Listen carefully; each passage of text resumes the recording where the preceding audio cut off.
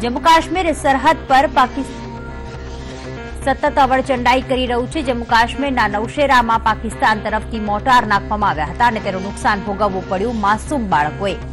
પાકિસ્તાન હવે સેનાની સાથે સાથે કાશ્મીરના સરહદી વિસ્તારમાં રહેતા સ્થાનિક બાળકોને પણ રંજાડી રહ્યું છે। મંગળવારે નૌશેરામાં થતું ફાયરિંગના કારણે 50 જેટલા બાળકો સ્કૂલમાં ફસાઈ ગયા હતા। સાથે જ ફાયરિંગમાં ભારતનો એક જવાન પણ શહીદ થયો હતો।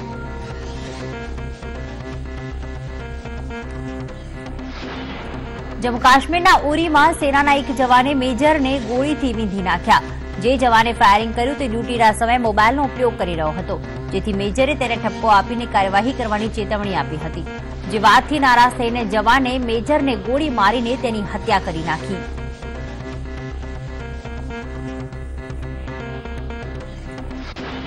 પાકિસ્તાન પોતાની નાપાક હરકતોથી ક્યારેય બાજ આવ્યું નથી। ફરી એકવાર પાકિસ્તાને સીઝફાયરનું ઉલ્લંઘન કર્યું, પરંતુ સેનાએ ગુરેજ સેક્ટરમાં ઘૂસપેઠની કોશિશને નાકામ કરી દીધી। સેનાએ ઘૂસણખોરી કરનાર 2 લોકોને ઠાર માર્યા, જ્યારે કે સેનાએ ઘૂસણખોરીની કોશિશ કરતા 4 આતંકીઓને ઘેરી લીધા। ભારત ચીન વચ્ચે બોર્ડર સમસ્યાના કારણે સતત તણાવ વધી રહ્યો છે। ચીની મીડિયાએ ફરીથી ધમકી આપતા સ્પષ્ટ શબ્દોમાં કહ્યું છે કે ચીન કોઈપણ પ્રકારની ટક્કર લેવા માટે તૈયાર છે।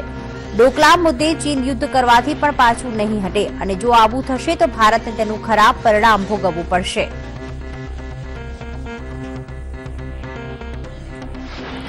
સોમવારે ચીની મીડિયામાં ખબર ફેલાઈ કે ચીની સેનાએ 158 ભારતીય સૈનિકોને મારી દીધા છે।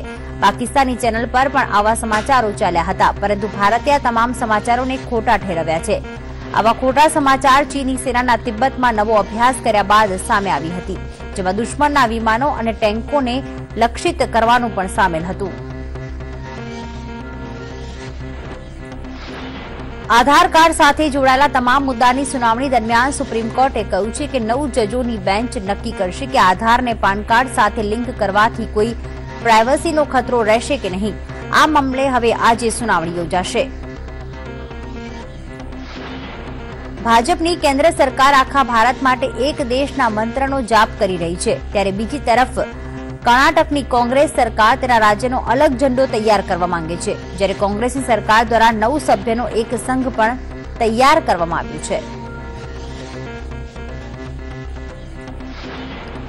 12 જુલાઈના રોજ યુપીની વિધાનસભામાં શંકાસ્પદ વિસ્ફોટક પાવડર મળ્યા હોવાથી હોબાળો મચી ગયો હતો। આ સમગ્ર મામલે રિપોર્ટમાં સામે આવ્યું હતું કે 12 જુલાઈના રોજ યુપીની વિધાનસભામાં જે શંકાસ્પદ પાવડર મળ્યો હતો તે વિસ્ફોટક હતું જ નહીં।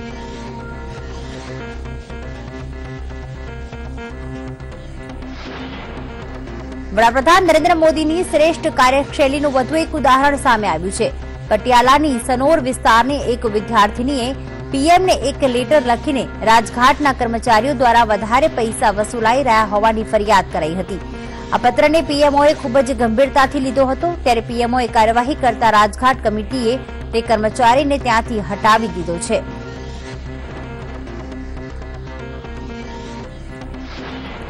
ફિલ્મ હિન્દુ સરકારને લઈને સતત વિરોધ થઈ રહ્યો છે, જેને લઈને કેન્દ્રીય ગૃહ રાજ્યમંત્રી કિરણ રિજિજુએ કોંગ્રેસને આડે હાથ લેતા જણાવ્યું કે ફ્રીડમ ઓફ એક્સપ્રેશનની વાત કરનારા હવે ચૂપ કેમ છે।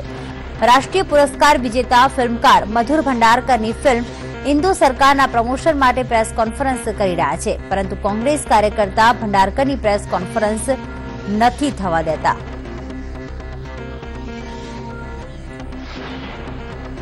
એનડીએના ઉપરાષ્ટ્રપતિ પદના ઉમેદવાર વેંકૈયા નાયડુએ પોતાનું ઉમેદવારી ફોર્મ ભર્યું હતું।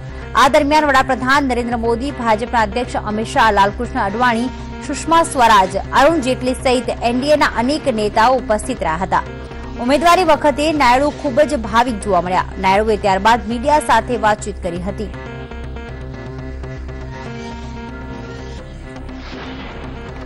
બીએસપી અધ્યક્ષ માયાવતીએ રાજ્યસભામાંથી રાજીનામું આપી દીધું છે। રાજ્યસભામાં પોતાને બોલવાનો સમય ન અપાતો હોવાનો આક્ષેપ કરીને માયાવતી ગૃહમાંથી બહાર નીકળી ગયા હતા।